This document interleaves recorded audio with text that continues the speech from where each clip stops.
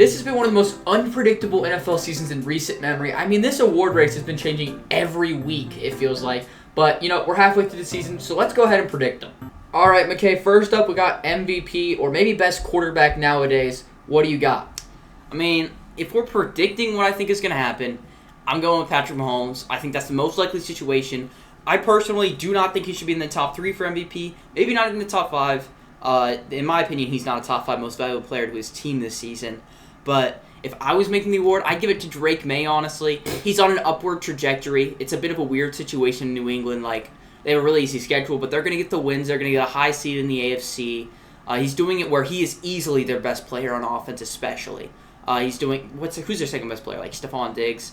Like, he's fine. And then you got, like, Hunter Henry. Hunter Henry's been really good this season. And the offensive line's average. Like, he's doing this with definitely an average-ish supporting cast. You can't really point to another guy as, like, their sole, like, contributor or anything. I think Drake May has been great on the stat sheet. My biggest concern is I didn't love the way he played against the Browns. We watched that full game.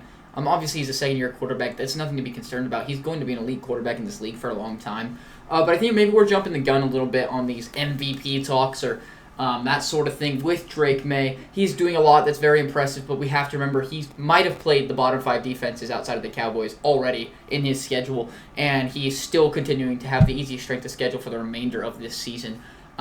So it is a perfect situation for the Patriots, but I really want to see what he can do against good defenses. And again, maybe that doesn't really have that much to go into the MVP. However, I still wouldn't be surprised to see the Bills take this division over the Patriots. And if that happens, there's no chance he wins the MVP. So I think it's a little bit weird to predict that. Although I think that any MVP right now has a chance to lose their own division. So it's kind of just a weird situation. Like we said in the intro, very unpredictable season up to this point. I went with Matthew Stafford as mine. I think not only is he going to deserve this MVP award, but I think he's going to finally get one. It will be his first of his career. His first all-pro at all, right? Which will be so weird to have that at such an old age. But Matthew Stafford's been incredible this season. He has I think people are going to be shocked by this. 17 touchdowns to 2 interceptions. I don't know if anyone's heard about that. Why is no one talking about it? I don't know. But this Rams team, in my opinion, is the number 1 team in the league right this second, probably. It's kind of up in the air for that one spot, and I think it's the Rams. A lot of people want to put the Colts. Guess what? The Rams beat them. You can say it's Adonai Mitchell's fault, but they beat them, and I think that the Rams have had a much tougher schedule. They've shown me way more. This is, right now, if I had to pick a Super Bowl winner, I'm going with the Rams. I'm so confident this Rams team is elite. I think they're going to win this division over the Seahawks, and I think that if Matthew Stafford continues to play well, which he will need to do for this Rams team to keep being this good, and he's doing this without Puka, by the way. He just threw 5 touchdowns without Puka. That's a little bit misleading because I don't think he was that great. That was definitely not one of his best games. Right, but getting Puka back very soon. They just had their bye. Is Puka coming back this week? I think he's so. Supposed to. Like, it's not guaranteed or anything, but that was their connection's ridiculous. Yeah. Adams has been good. Kyron's been good as of late. I love where this team is at. This defense looks elite. They just got Roger McCreary for like a bag of chips. I mean, this is a great situation for the Los Angeles Rams. And Matthew Stafford's a very consistent quarterback. He's one of the most consistent in the league. I wouldn't say he really has highs and lows. He just stays where he is. And right now, if he stays where he is, he's going to be a top runner. And this changes every single week. If Mahomes doesn't win his division, he's not getting it, right? And right now, he's not. He's actually third in his division as of right now. And so, obviously, a lot can change over this second half of the season. But as of right now, and what I think is just going to continue, I think the Rams are much more likely to continue this trajectory than the Chiefs are with how they've been playing. Yeah, I do agree with that. And, he's obviously above Mahomes, in my opinion, who should win it. The big thing is you need, some kind of narrative. Certain quarterbacks get a big boost. Like we saw Baker, who was, yes, playing really well, but, also had a great supporting cast, at least at the beginning of the year when he was playing with Egbuka, who was playing out of his mind, Bucky Irving and stuff. And he had that going for him, and a lot of these other quarterbacks didn't. And he was still at the top of that. Now he's kind of down the board. But you got guys like Daniel Jones. People really like him. He's got this comeback story. Drake May, second-year player. Patrick Mahomes. All these players just got this thing that just gives them, an extra step on Matthew Stafford. Whether that's fair or not, I think it's a thing that is, definitely goes into the award. Matthew Stafford's, 5th in odds or something? Right, but what I'm saying is, if I make the prediction that the Chiefs don't win the division and the Patriots don't win the division, I think Stafford takes it easily. Because people are going to be like, well, they also couldn't. There's also a good chance they don't win their division. I think they will, though. What I'm saying is based on because this is also a prediction, right? Yeah. And so if that happens, then I don't see why he doesn't get it unless someone else breaks out. Because every week we're looking for someone new to give it to. Baker was the leader. He had a bad game. Oh, who's next? Who's really good? Well, I mean, he kind of was still in there, but then he had another bad game. Yeah, I mean, he was talked about. He was not being talked about after that Lions game, like, at all. And he played with, like, Tez Johnson, but, like, I guess that didn't matter. I mean, Tez Johnson. He also, like, good. did not look good from an accuracy perspective at all. I actually think they should have won that game. I think they had so many opportunities. They definitely did. And they had the ball, like, 5 times after they missed Tez and Ibuka both got open plenty. He just missed them. So, yeah, I mean, that's getting off topic a little bit here, but point being that there's a very real world where even though they have that extra step, he still wins it. Because, one, I think his stats are going to be better than both of them. And two, I think their team's going to be at a better spot, and people really, really, really tend to take that into account. And with how weak the quarterbacks are right now, like, who's going to win it wise, I think this might... If Jonathan Taylor keeps up the pace he's on, this could be the year we see a running back win MVP. I don't think we should count that out yet. I mean, you could look at his touchdown to turnover ratio. It's going to be better than any quarterback in the NFL. If he keeps up this touchdown, he definitely deserves MVP. But no way he does. Yeah, there's just no way. That's why I didn't end up going with him. But which we'll talk about in a sec, unless there's another MVP Kenny you want to talk about. No, those were my prediction and who I kind of want to win it. If you guys have gotten to this point of the video, make sure you guys like and subscribe. There's a new like animation that they added to YouTube. It's like a football spinning. It's super cool for our channel. Make sure you guys go test that out, and it'll help us a lot. But as for Opoy, I got Jonathan Taylor. Yeah, I was very hesitant, actually, on putting Jonathan Taylor. I kind of wanted to go with, like, a Puka or a Jackson Smith and Jigba because I would not be surprised at all to see either of those guys take it. Maybe even a Jamar Chase, to be honest with you. 70 catches already at this point in the year is actually insane. But I still want Jonathan Taylor just because, like, it's just disrespectful not to give it to him at this point in the season, like, with the pace that he's on. But the main reason he's there is because of his touchdowns, and it's just not sustainable. It's never been sustainable in the league. I mean, he could still have a very elite season and, like, be way off his pace. Like, he could literally get, like, 22 touchdowns this season and be way off his pace. That's ridiculous to hear.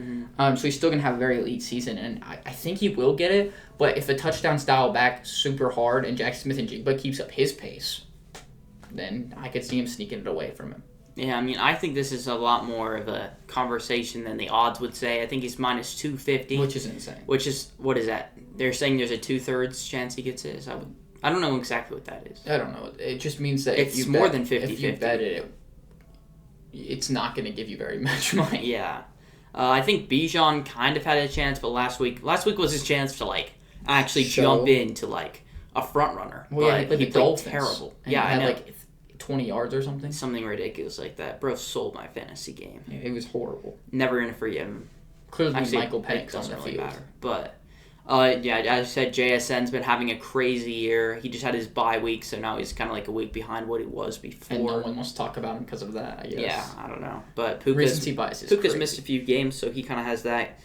Jonathan Taylor's just got the best chance. It's not even close. He's on pace for 30 touchdowns.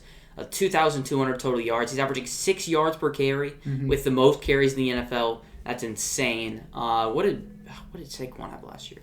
It was around 6 as well. I think he had more carries as well. But yeah, I mean, way less touchdowns. He had 15 touchdowns last year. And JT's on pace for a double. I mean, Jonathan Taylor could easily have a better season than Saquon. I think it's on pace too. But I don't know how much he can hold that pace. We'll see, though. We'll see. Depoy, I think I know who you're going to put. I mean, I'm predicting who's going to get the award, right? So it's Micah Parsons. He's got, as I've been saying, if you have the narrative, you're going to get an extra step up. He started as, like, decent favorites at the beginning of the year before we even traded for him. Then we traded for him and he jumped even higher, which I thought was a little bit weird. And now it's just like, they made this elite trade. Look at what it's doing for their team. And then it's just like, no matter what he does, he's basically been at the top. At the beginning of the year, he had that game against the Commanders, which was pretty good, but people acted like it was historic. And other than that, for like the first 5 weeks, he wasn't really Depoy at all, in my opinion, like from a playing perspective. But last week he was pretty good, and the week before he was phenomenal. Like one of the best defensive games this year, easily. He had an amazing game against the Cardinals. Here's the thing. He's on pace for 2 elite games this season and 4 good ones. Yeah, but it's also like recently he's been playing better. Now that he knows their scheme better, he's more familiar with players. He's clearly a different player than he was for the Packers at the beginning of the season. I think he's got the best chances right now to win it, even if you don't think he deserves it, which I think is a very valid argument. Yeah, I mean, he doesn't deserve it at all. Well, not right now, but like I'm saying at the end of the season. And I just think there's a player that's been on a better pace. He's coming off his bye, so people are forgetting about him. It's Aiden Hutchinson's my pick. Yeah, I think he's been phenomenal this season. I don't think people realize how good he's actually been playing, because what people don't realize is being a pass rusher, one of the biggest advantages you can have is having an elite secondary. That's the reason Nick Bonito's been close to these guys, in my opinion. I don't think he's on the level of these other guys. Like, he's not on the level of a Micah. He's not on the level of an Aiden Hutchinson. He just gets to play. He gets coverage sacks all the time, because guess what? You're playing with PS2, Talanoa Hufanga, Brandon Jones, who's had a bit of an off year, but still really good, and like an insanely good secondary that's letting you have so much more time to rush the passer than anyone else. Guys, the Lions have the most injuries to a secondary I've ever seen. Like, this is ridiculous. Last week they didn't have a single starter playing in the secondary. And Hutch led this team to holding Baker to 9 points. Obviously, Baker played really poorly, but 9 points, man. 9 points. He is rushing the passer at an elite level. He's made this defense from, like, even though they have all these injuries, they're top 3 in sacks right now, which is ridiculous, especially since they don't really have other good, like, pass rushers. Well, Alquan Muhammad, I think is his name. He's got 5. He's, like, in the top 10. Yeah, but you like to argue that he just got lucky sacks. No, it's not lucky sacks. It's like you're playing on the opposite side of Aiden Hutchinson, who's getting double teamed. Same reason Rashawn Gary is 7.5, and I think he's not even close, obviously, to the other guys at the top of the list. Right. Well, obviously. But, like, what I'm saying is the fact that they're up there is ridiculous. It's because of him. Mm-hmm. You know, he's transforming this entire defense. Well, you also same argument for Micah Parsons. Besides our injured secondary, our secondary isn't good either. Like, our corners, like, obviously both teams have great safeties, and then their corners are pretty terrible. Nate Hobbs is terrible, and that also Nate hurts Hobbs Micah. didn't play last week. Yeah, I know. But also, you're saying that also hurts Micah, but the difference is that the Lions have been a top 10 defense this season, and as of the last 4 weeks when Micah's played actually better, the defense has not been good for the Packers. I mean, thinking about the Cowboys game where they allowed 40, the Cardinals game where Jacoby Brissett was dicing them up, the Bengals game where Joe Flacco was dicing them up, and then you lead to the Steelers game. I wouldn't really call it dicing him up. We killed him in the first half, and in the second half he had like garbage time yards, really. I mean, the game was pretty decently close. Yeah, at the end, if you just looked at the score. I also didn't watch that game. We were in command of that game. Like, that was not him dicing us up. Okay, well, he still scored points. Oh, dude! It's Joe Flacco, and he's 41. Well, it's Joe Flacco with, like, there's no excuse for allowing any points to the Browns' Joe Flacco, but now that he's starting Jamar Chase, T. Higgins, it's still a good offense because they have those two. My point is that the defense, people said it was historic in the beginning of the year. Micah Parsons got better, and now no one's talking about that because it's not close to historic. It's not even close to a top 5 defense. Well, it's top 10. I don't know. If it's been top 10 in the last 4 weeks, I have to see a lot more from this defense. And, like, Aiden Hutchinson has led a defense that's in a way worse situation, and he's taking them to bigger heights, doing better things with it. I think that he's much more deserving, and I think that he's going to have better stats. Yeah, I think the narrative's obviously in favor of Micah. It's ridiculous how much in favor it is. But I think Hutchinson could easily make a gap that's big enough to where they just have to give it to him. I would give it to Aiden Hutchinson right now as a projection. He's my pick at the beginning of the year. But I disagree with that. I don't think there'll be enough space to cover that. I don't think he's making that big of a space, even if he is going to be better and more impactful. So I mean, either way, he deserves it by a mile. Nah. Yes. He deserves it. By a mile. By a decent portion. I mean, Micah's not even second right now, so don't know how. What do you mean not even second? I mean, Myles Garrett is the second option right now. He's leading. What? No, he's not. He's leading. He's had one game. I think that's incredibly stupid that we're throwing him out there for one game. I mean, he's leading an elite defense. They have a defense one that's win. been, in my opinion, you have to be a playoff team to win. Yeah, that's not how it works for D4. I think that's how it should work. Okay, but it's not. And Myles Garrett has 10 sacks. Obviously, I think that a lot of those were just Drake May walking into them. I don't know if you guys watched that game. It was horrible. He gave him 4 sacks. And one of them was actually like Will Campbell being absolute dog. But Myles Garrett has 10 sacks, which has double the sacks of Micah Parsons. So, I mean, that's going to help on the stat sheet. But Micah Parsons leads the league in pressures. He leads the league in double team pressures by... It's not even close, by the way. He's being double teamed 60% of the time. Myles Garrett is leading a 10 times better defense. It's not 10 times better. It's elite defense compared to maybe a top 10 defense. I think you have to push back. Micah Parsons deserves it more than Myles Garrett just because of where the team is. his impact on the team is clear. Our defense was absolutely terrible last season. Oh, that's this weird, because season you were saying it was top 10 all of off season. Yeah, but like and that now was that Micah's here, we numbers want to change it. We want to change it. It's just that the Packers fans want to cope so hard. They want this to be the best trade in NFL history so badly that everyone wants to push this narrative. Everyone wants to push this narrative. Everybody wants it, but no one's going to like... Everyone is pushing this narrative, and it's so stupid. He's not a top 2 candidate right now. He definitely is. Moving on to O'Roy. I mean, making a prediction, I think it's obvious. I went with Jackson Dart. I don't like this. I'm not saying that he's going to deserve it, but it's so obvious he's going to win it no matter what happens. Well, I was looking at Ibuka. At the beginning of the season, he was like 30 yards, and then he's had 100 yards over the past 3 games combined. Yeah, like he's been super injured too. Though. Yeah, like that's not going to win him O'Roy. I think Ashton Genty has a very good chance still. I looked at his schedule ahead. It's not the best, but also as of late, he's looked really good. He's been putting up good numbers lately. I think he has a chance, but other than that, no one else has a chance. Unless Dylan Gabriel or Cam Ward magically get, like, good. I mean, it's not going to happen. Tyler Warren still has a chance in my book. He's kind of just been what he is, you know? Right. He's been a good to a great Let's say Jackson Dart gets worse. Ashton Genty doesn't do much. Yeah, but I'm talking about, like, players who can elevate their play to catch with Jackson Dart. I don't think Jackson Dart's been playing that great. I mean, the team success has been really good. Mm-hmm. Like, way better than you'd expect. As a rusher, he's been better than people expected, about where I expected. He kind of looks to run a little bit too much, in my opinion. And his weapons aren't the best either, with Malik Neighbors down now, Scadaboo's down. I think that's going to hurt his production. He's going to hurt it a lot. Like, can Tyrone Tracy be between the tackles runner this year? Last year, he was pretty good at it. Scadaboo's been so much better, though. Like, he was so good immediately. It's going to be a big, big blow to this team. I think that, honestly, though, it's going to be tough for Jackson Dart to play bad enough to where people are going to want to not give it to him. People love Jackson You're talking about the narrative. Yeah. He has the biggest narrative on this list. I don't think it's close. Well, in favor of their work. Like, I think that everybody does, besides Taylor. I think Taylor's legit. But I think everybody else, like Micah Parsons, got a big narrative. Mahomes has got the Mahomes narrative, which is not really a narrative. I don't think Mahomes' narrative is anywhere near Micah or Jackson Dart. They're the two that are like the big. I might be wrong. Micah's might be the biggest because it's actually stupid. But I think now it's fun. But like when I was laughing at that list early in the season, like that was funny. But like now it's kind of like he's actually playing like it. Well, it's not fine because we know that he was already there. So like. It just doesn't mean anything. Oh, now it's right because he's playing better now. Okay, he should have been moved now. Yeah, I know. But yeah, I went with him as well. But like he's got a sub 60% completion percentage. His first game he had like 90 passing yards. Solid. Against the Broncos, the game a lot of people credit him for. I think it was sub 40%. I think it was 39% completion percentage. Yeah, but he did play the best defense in the league in Denver. That's no excuse. Like you got at least complete like 50. He was 55, like... I mean, I'm not saying it was a good game still. I'm just saying, like... He was also deflection touchdown, blown coverage touchdown. Without that, he has, like, 200 yards of 40%, well under 40% completion percentage, with 1 touchdown to... How many picks did he throw to? Was it? Just one. Just one. But, like, also I think people don't realize that that's a big reason that game was so close. They got really lucky with those touchdowns. Well, I guess one was just Singleton being one of the worst players in the league. But, like...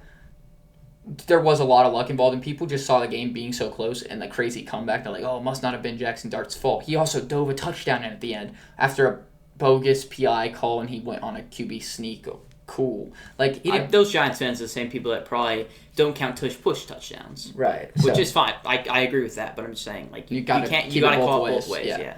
QB sneak touchdowns are stupid. But I don't know. I just think that you're right. He's been very overrated. I really love what I saw from the first Eagles game. Have not seen him play on that level since.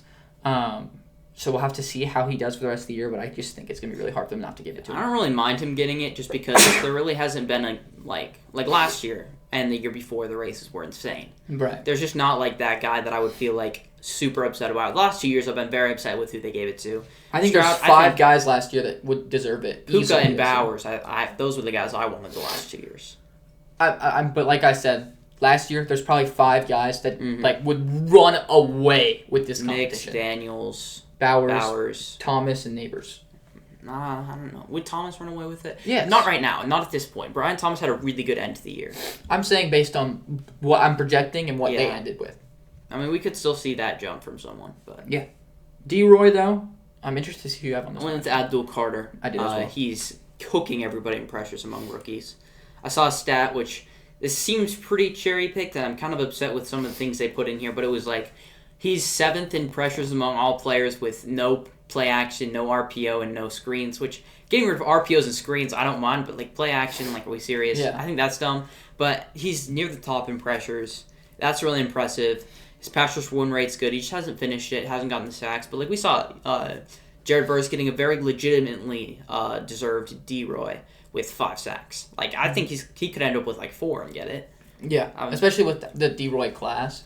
The only other guy in contention is really Jahad Campbell. And he shot a pick, so maybe Will Johnson if he continues to play really well. He just hasn't played enough. But I don't. Yeah, I just don't think they're going to give it to him. He has to get picks. He has to play more. Like I just don't see that happening. He actually doesn't have to get picks. Sauce won it. Yeah, but that's Sauce. Without Sauce. That narrative. So, but the class is weaker when it comes to those people in contention. Abdul Carter's a very well-known name. He's cooking in the pressures, like you said, which people are paying a lot more attention to now on those advanced metrics, especially for those edge rushers. And he just needs to get like 3 or 4 sacks, like you said, in this last half of the season, which could easily happen. And if he puts those together, like just a couple good games together on the sack stat sheet, then I think he runs away with it. So yeah. But Jahad Campbell, if he doesn't get any sacks or like barely anything, like maybe like 2.5, he's not gonna win it. Then I think Jahad Campbell will take it. Yeah, I think it's still a battle, but I feel pretty good with Abdul Carter as my pick right now. Who do you got for Coach of the Year? Same one I picked at the beginning of the year, Mike Vrabel. He's not the favorite right now. Really? Who is? They got Shane Steichen, which I think they have the best record in the league. I don't think they will at the end of the year. So I think that's going to change. And I'm trying to give a lot of the credit to Jonathan Taylor, who has Opoy. I don't really want to give Opoy. And but you want to give MVP? Yeah, I just thought about that. But that's different. No, it's not. I think it's different. But I mean, Mike Vrabel's transformed this team. We heard a stat, again, they've played really easy people, but the stat was they have not given up a 50-yard rusher this season. Pretty crazy to hear. Looking back at the running backs, it's not as crazy to hear, but but still really good. This defense has been really, really solid. The offense has been really good. He's just transformed the nature of this team and the environment of this team that last year just didn't see. And everyone's improving every week.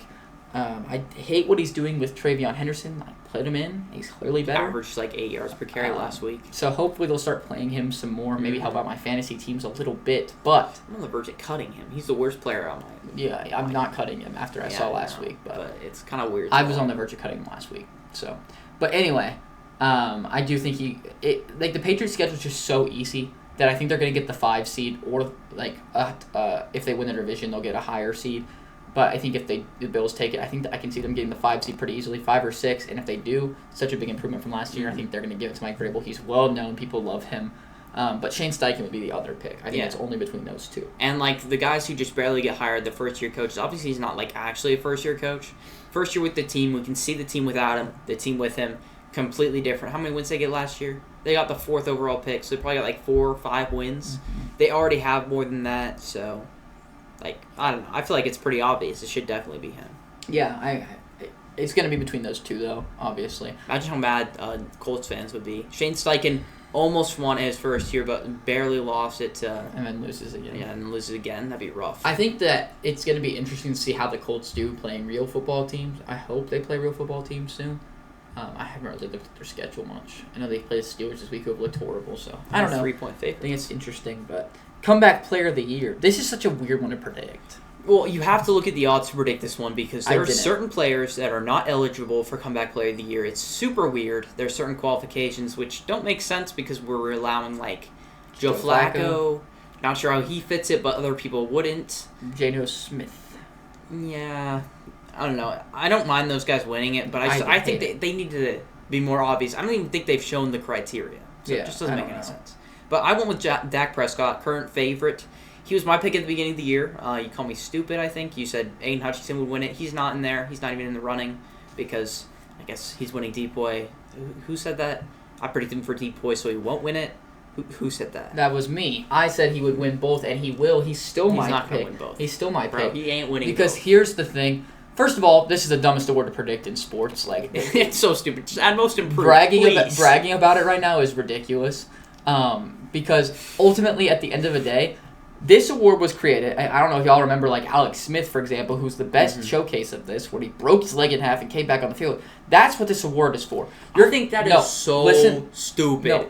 No, that's just a dumb thing to say. It's stupid. We are honoring these people for fighting through tough, and I mean tough injuries. Like Dak is a well-deserving player because he came back from an injury that really he suffered last season, and he's playing at an elite level, and the ability to do that is really tough. I think you have to play at a better to like at least a good level to what you were before. You know, well, it depends on the you can't injury. Just like I think it depends on the injury. Like Dax, if he just came back and was worse, then he doesn't deserve it. Yeah, I know. But like DeMar Hamlin coming on and stepping on the field for like 3 seconds does not deserve that's the award. Such a different situation that like you shouldn't bring that up for every argument when it comes to comeback player of the year. I think that Aiden Hutchinson's leg was bent. I think Aiden Hutchinson's got a great argument, especially if you don't have him as favorite for DPOY, which he is not right now.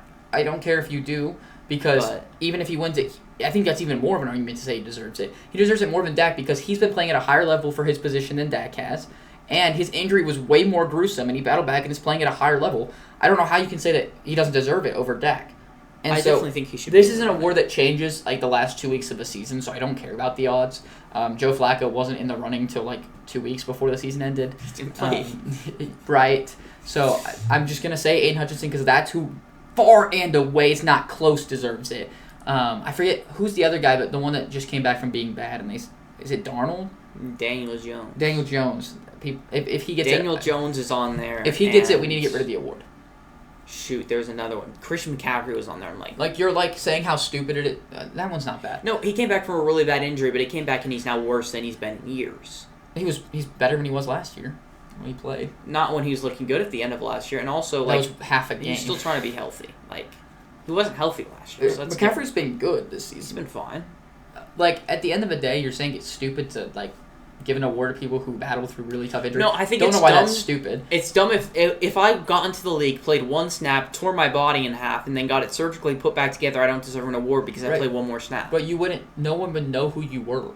Not if I played one snap. If my body went in half, I'd be in the history books. If you're a starter, it's different. Like completely different. Because we just don't care about backups. No, we don't. They don't get the award. Like it's just how it is. But DeMar Hamlin's a backup level player. So much. He was a backup. He was a backup when he got hurt. He came back and became a starter. So he upgraded. Well, that's not. So by your argument, he deserves the award. No, the Bills downgraded. It was not an upgrade. He's also like one of the worst safeties in the league. DeMar Hamlin, and that's fine. No, I don't hate him. Yes, you do. I hate the award. I think it's dumb. But like most improved player is one of my favorite awards in all. I think you should have both. I think you should have both. They should be separate. My point being that I think it's. I don't know why you have a vendetta against honoring people who got hurt. Because like that sucks. An award. Because that sucks for them. Yeah, and I'm glad. And the fact that they put that much effort in, yeah, you can give them an award. I don't know why you would hate that award. Well, it's just more like no, maybe you have don't to play care well about the after. award. You have to play maybe well you don't after. care about the award, but you shouldn't hate the award first of all. And then second of all, it is 15 times more stupid to honor the guy who came back from the couch. The couch. Like the award's not stupid if we give it to the guy coming back from the couch, but it is if we honor the guy who died. Well, part of the reason why I wanted Joe Flacco to win it was because I was like, this should kill the award. But then people were like, yeah, Joe Flacco. And I was like, so stupid. That is 10 times more dumb. I agree with you, we should have a most improved award, but I think we should also keep comeback player. Comeback player stupid. So that's my opinion on it. It's unpredictable. Nothing to brag about, that's for sure. And I don't see a way to predict it. So I'm going to go with the guy most deserved. Last but not least, we got the brand new award. This is first year, right? Protector of the Year. Don't know how you predict that. You just pick like the best lineman. Right now, the two favorites, they're favored by a decent amount. It's Penei Sewell and Lane Johnson, which the Eagles' offensive line has been worse than it's been in a while. Like, I don't know how you go with Lane Johnson this year, so I went with Penei Sewell. I do think he's the second best tackle in football, and I will stand by that. I think Tristan Wirfs is better, but he missed like a month of the season. Like, it just makes more sense to give it to a guy who's been healthy the whole season, playing for an elite offensive line, an elite offense, one of the best teams in the NFL. I just think that makes sense, and there's not really a guy close. So yeah, I don't really know how to predict it either. I didn't look at the odds like you did. We also gotta go with players that people know. Right. I think that totally makes sense. I think that honestly they're going to give it to Lane Johnson because they want to give it to him before he retires. Bro, I'm done with this Lane Johnson propaganda. I'm not saying that he deserves it. I'm just saying I think they're going to give it to him. So that's your prediction? But I actually didn't predict it. I went with my boy Garrett Bowles. Just because, listen guys, imagine this, okay? Broncos win the division. We're the 1 seed in the AFC. Garrett Bowles has not allowed a sack this season. Wow, joins the club of like 10 other tackles who don't. They allow might give it assists. to him because he's on the best team. I don't think you understand. It is really impressive to not allow a sack, but it happens. Multiple players get it every year. Who is agreed upon that you've been saying for like 10 episodes now? Who's agreed upon to have the best offensive line in the NFL? Just wondering. It's the Broncos, but So they're going to give if the Broncos are the 1 seed and we are still agreed upon to be the number 1 offensive line, guess who they're going to give it to? They're going to give it to the best offensive lineman that they believe is on the line. And I thought it was Quinn Miners. It is. But they're not going to give it to Quinn Miners because it's a guard. They're going to give it to the best tackle on the team. I think a guard will win it in the next few years. Like, if we go back, if the award was a thing when Quentin Nelson was in his second year, he wins it. Yeah. If Zach Martin's career, he wins it like 4 times. Like, I don't know about that. 4? Zach Martin was really good. I don't know if we're ever going to see a guy get it multiple times. We will. Because there's too many linemen to give it to. No, but like, imagine like a lineman prodigy comes in this year. He's probably going to win it like multiple times. I don't know. I just think that they're going to want to give everyone a chance. I think that makes sense. We don't know the criteria. So yeah, it's just a weird award. We haven't seen anything from it, so yeah. It'd be a bit weird. But let us know down in the comments who you think's going to win every single award this season, what takes you agree with and disagree with. And if you got to this point in the video, hey, it means you enjoyed it. We'd really appreciate if you'd like and subscribe to the channel. It means a ton. But have a good one, everybody.